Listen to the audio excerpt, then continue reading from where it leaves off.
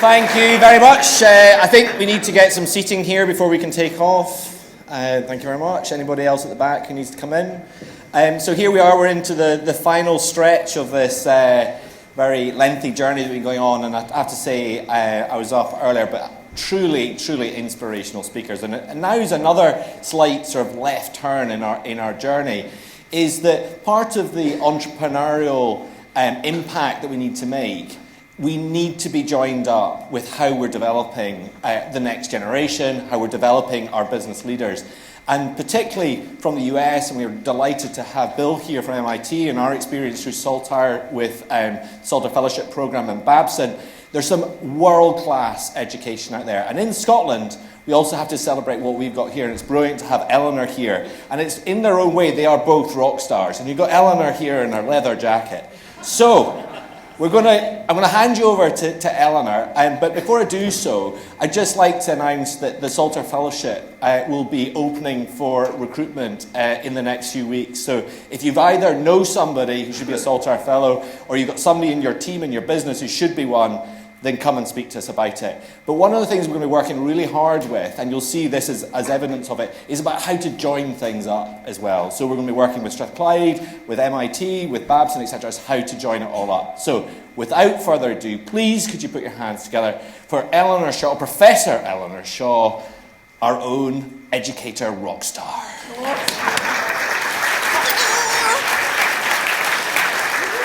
Thank you. Thank you very much, Sandy. I'll try to live up to that rock star introduction. I'm delighted to be here today. Anytime I've been here, I've been sitting where you guys are.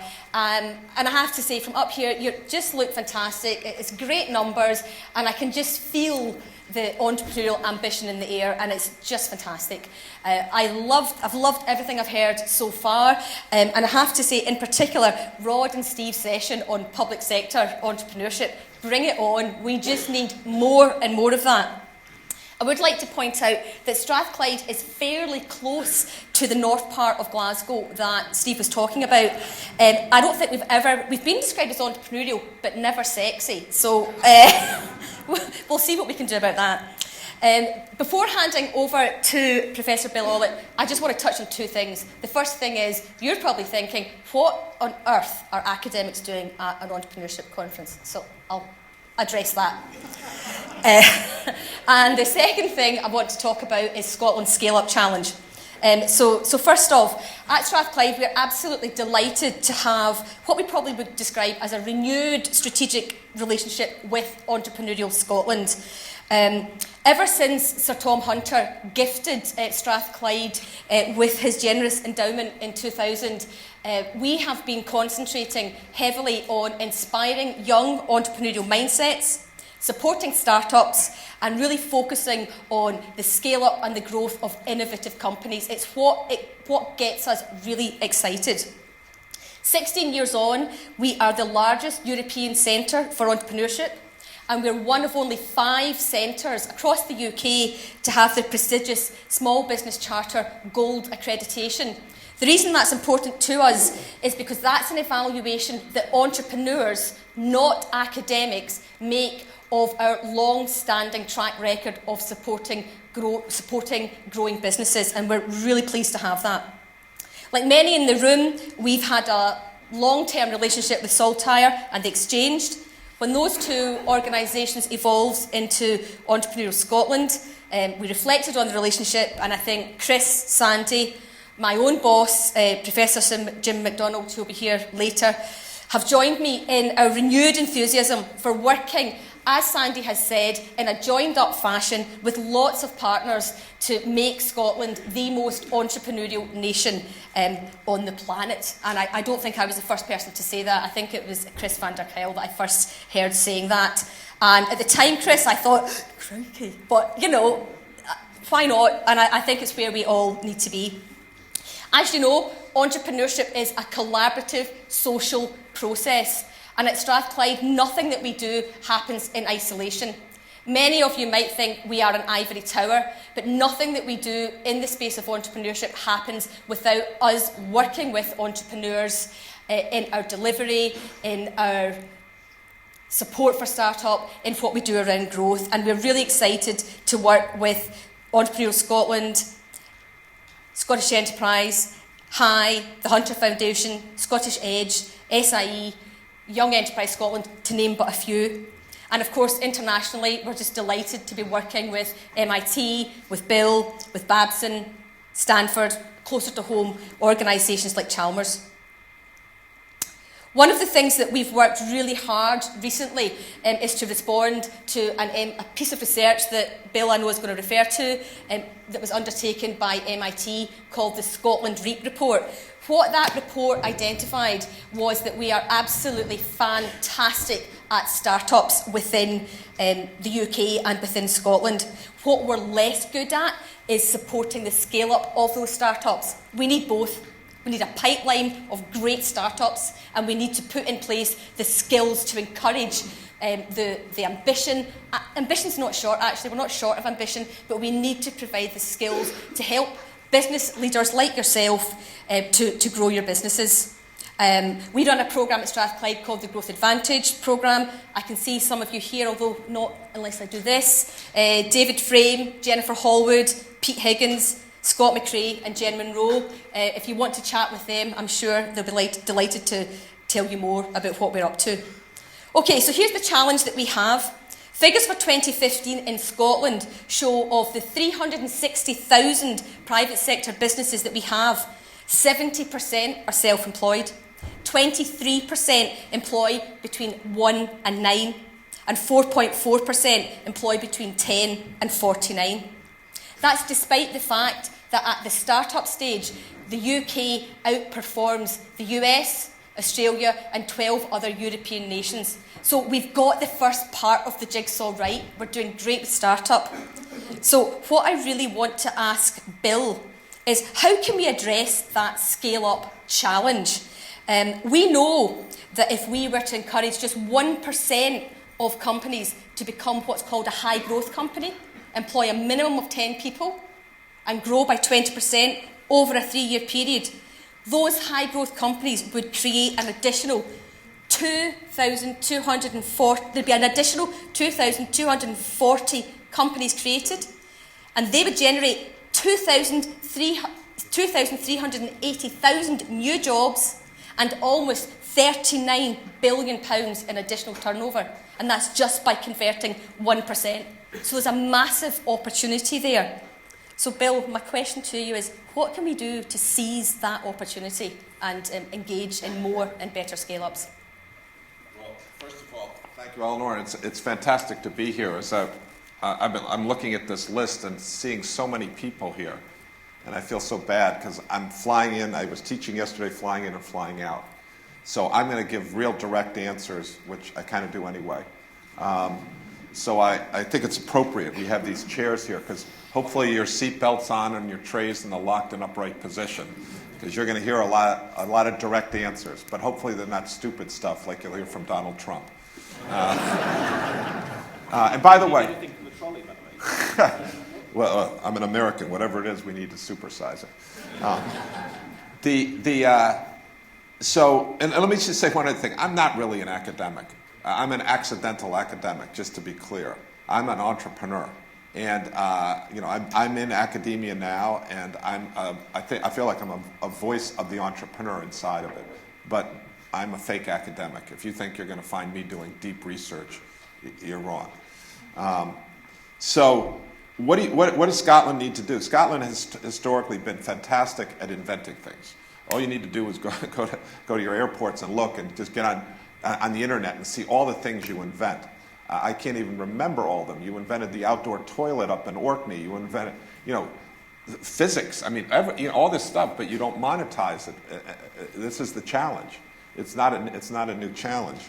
And I'll talk about the things you should do, but let me say things you do very well is you educate yourself well, and you are not arrogant.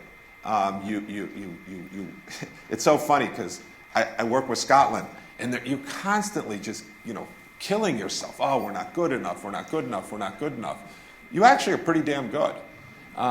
You've got a lot of things going for you. You don't have a class system here. You have a meritocracy that's much better than other places. You have a system that's not corrupt. You might think it is, but relative to the rest of the world, it ain't at all. But the things so let me just focus on the things that I think you can do, is first of all, it's the ambition. And there are people who've gone to EDP at MIT here, and they show up, and we bring all the best entrepreneurs from around the world. And the first few days are like, do we really belong here? And then by the third day, they're like, we belong here. And it's this confidence, it's this ambition that you can and you should compete on the global stage. That's the first thing, is the ambition. And this is the heart. We talk about the 4 H's at our center all the time. You need to have the heart. You have to believe you can be great. And Scottish undersell yourselves a lot. Americans are quite the opposite. By the way, it's not. Americans are not all the same, just to be clear. Like, if you watch the show Silicon Valley, that's like the extreme. Boston is here and you guys are over here. We don't just say this app is going to change the world. That's the Tinder for drones. We think about it a little more. You guys think about it sometimes too much and you're not very good at selling yourselves and selling your products. But I think, first of all, it's the heart. You have to have the heart. That drives everything, because you believe you can do it, you want to do it. But then you have to get the second H is the head. You have to have the knowledge. You have to know what it is. And this is the skill aspect of it. And this is why I do what I do, because the education, there is a role for educational institutions in this. And they're doing a good job, not a great job, and that includes myself and MIT. We need to do much better. But we need to get a body of knowledge that is solid about entrepreneurship. People think, oh, it's just magic, you're born. No, that's garbage. Why is it you can't teach entrepreneurship?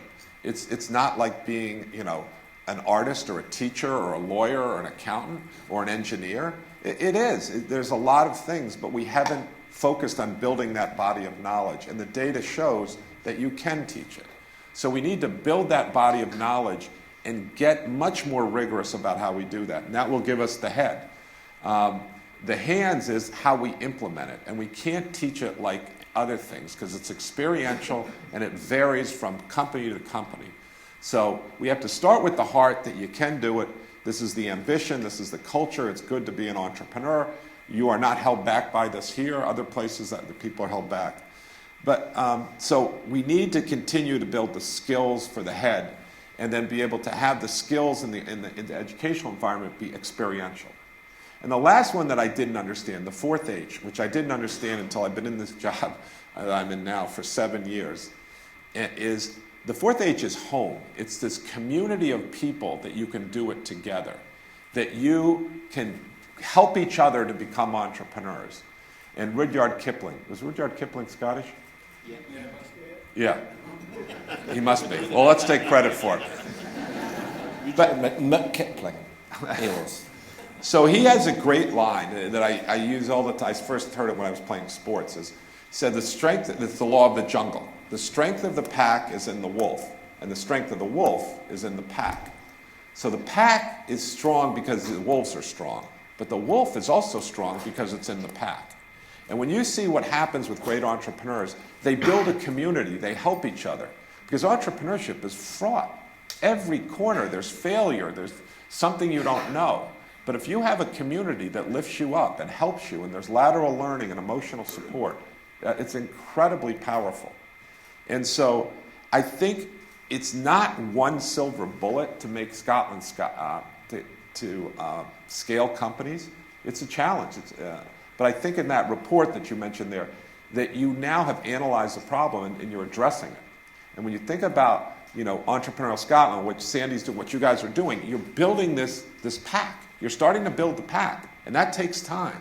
You look at what you're doing at Strathclyde, what they're doing with the MOOC now. There's now a MOOC that the government, Scottish Enterprise and Highlands and Islands Enterprise, has made available to everyone in Scotland. This brings entrepreneurship to you all, not just to people in this room. It brings to everyone in Scotland the ability to take extremely high quality entrepreneurship classes for no cost and no friction. If you have an internet connection, you can get the quality of entrepreneurship education for free, to a certain point, in your home when you want it, and that's incredible, and that's going to open up. And by the way, this is huge. The great entrepreneurs may be in this room. The odds are that some of the best ones are not in this room. There's another saying, we say, hungry dogs hunt best. If I told you that someone on the outskirts of society, someone who was born out of wedlock to a Syrian father and a German Catholic mother in a place called Wisconsin. Has anyone been to Wisconsin here? You have? Wow, that's impressive. That was Steve Jobs. And the people out there, not in this room, they have the potential to change the economy. They have the chance to be the next Skyscanner, and those people, we need to get in the funnel here. So it's all those things, and I think that Scotland is taking the right steps. You have to be patient. Good things take a while. And that was a very long answer. Should we open up questions to the floor? Is there any questions? I don't know, Jim or Chris, do you want to talk about the pack? Because that's something... We've got a question right over here. Fire away. Right over here.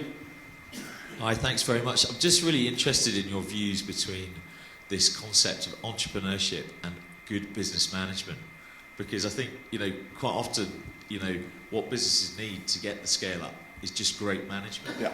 And too much of the focus I observe is trying to say, you can all be an entrepreneur, whereas maybe the wacky ideas are just wacky ideas. What really is required is great management to help. So what do you do, sir? Lots of wacky ideas, but I've got a property company. So this is a really good point. So the point is, can everyone be an entrepreneur? There's a pretty clear distinguish, you know what I mean, between leadership and management. Now, there have been schools of management around forever. And what is management? Management is about optimizing, giving predictable results, getting the most out of your resources. This is fundamentally different than leadership. Leadership is about change. Change, when there's an opportunity, take advantage of it. And to give you, stark contrast here, Winston Churchill was not a manager. He was a leader. If there was a crisis, he could operate very well. He could be, quote, disruptive. When it comes to, all right, now we need to manage the business, you threw Winston Churchill out as soon as the war was close to being over, right? These two are fundamentally different ways to address a problem. And a good startup to scale needs good managers. And to get going, they need leaders. But then they need to keep leadership, entrepreneurship in the company for the company to continue to grow. That's innovation. And the bad companies start off with leadership and changing and being disruptive, and then they become totally dominated by management, and then they eventually perish. So it's that mix of those. And this is a really good point, is that even in Boston, we don't scale enough companies. But what happened recently was General Electric came into town.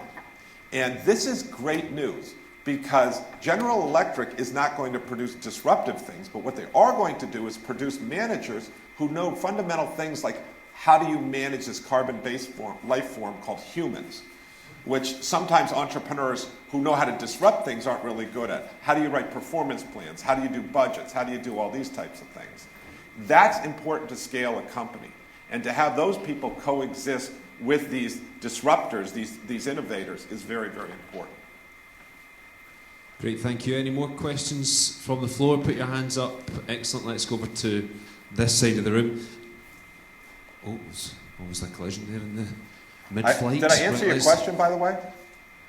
Can you just again give us your name?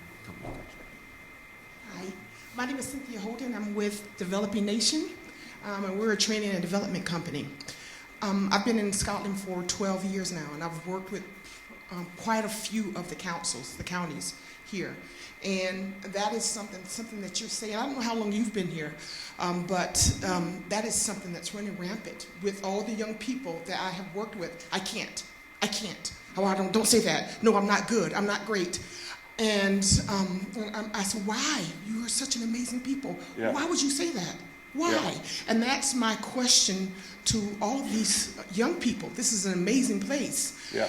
Do you think there is something, because we work with the young people who've fallen through the cracks. Yeah. They send them to us if they can't go to college or the university. Yeah. Is there some kind of plan? Is there something we could do to foster, something more that we could do that could foster that or change that mindset?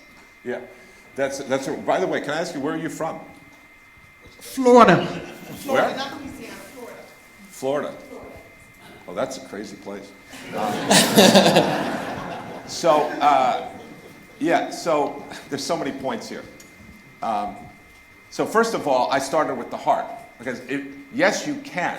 Once people believe they can, I believe, look, right, there's a lot of people who have kids. So I wanted my kids to play basketball, like me. They didn't have an interest in playing basketball. I sent them to camps, and they didn't do anything. The bird sings from within. They have to want to do it. You can't force entrepreneurship on people. But you can create an environment where they have role models and they see other people and they say, yes, I can do this. And yes, I want to do that. And that's been a fundamental change. You all look at the United States and you say, oh, they're so entrepreneurial. When I grew up, I didn't know, I graduated from college in 1980. I know I don't look that old, but I am. But I didn't know what the word entrepreneurship was in 1980. That's not that long ago. And then when I left IBM, I had to work for IBM because I had no skills because I went to college in the United States. And I didn't go to MIT. And then I worked at IBM, and I worked there for 11 years, and then I went to MIT. And then at MIT, I said, wow, there's this thing called entrepreneurship. I could do this. I'd seen like Mitch Kapor, I'd seen Bill Jobs, Steve Jobs, Bill Gates. I can do this. I really can. And so I became an entrepreneur.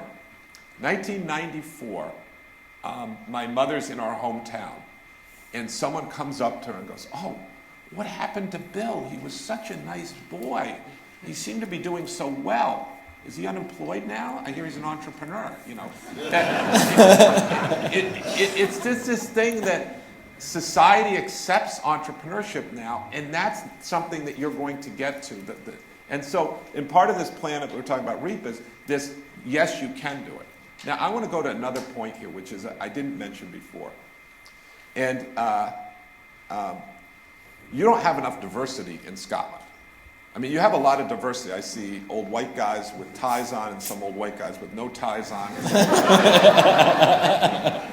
Some are taller than other ones, and some of them, have glasses and some don't. And then we have some white women here and the like. Look, London, I remember this. I don't know, how many of you are English here? Okay, so I'm going to insult everybody at some point. So England is not an entrepreneurial society. It's a class-driven society, and that's un-entrepreneurial.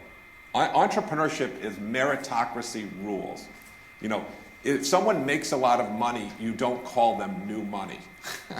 You don't have a royalty system. I'm sorry, I'm offending people here, and I told the English this. I said, if you want to be entrepreneurial, you have to kind of get rid of this. And they said, no, let's tell you about London.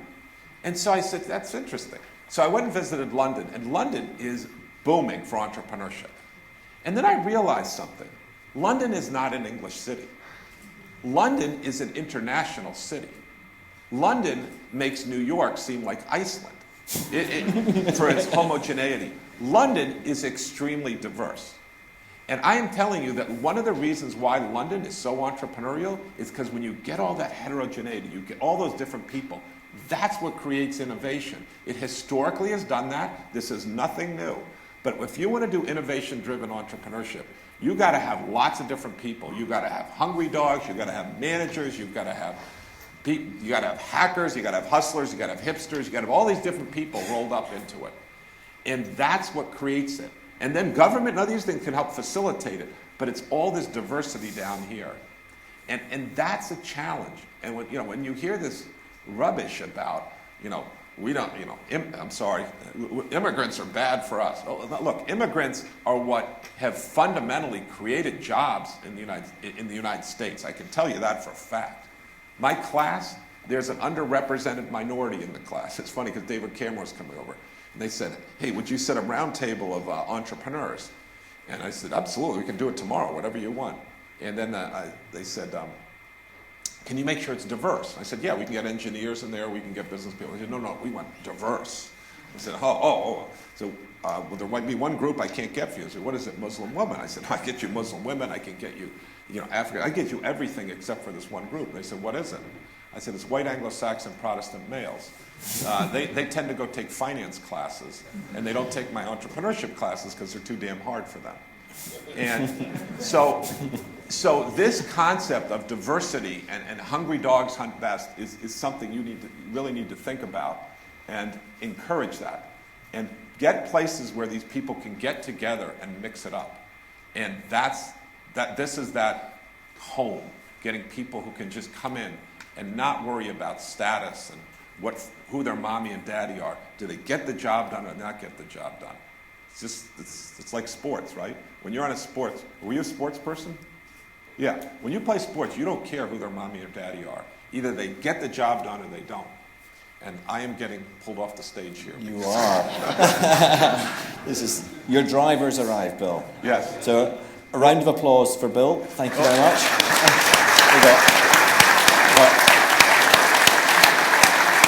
Listen, can I also just say, if any of you have questions, just tweet the questions to me, and I will respond to you.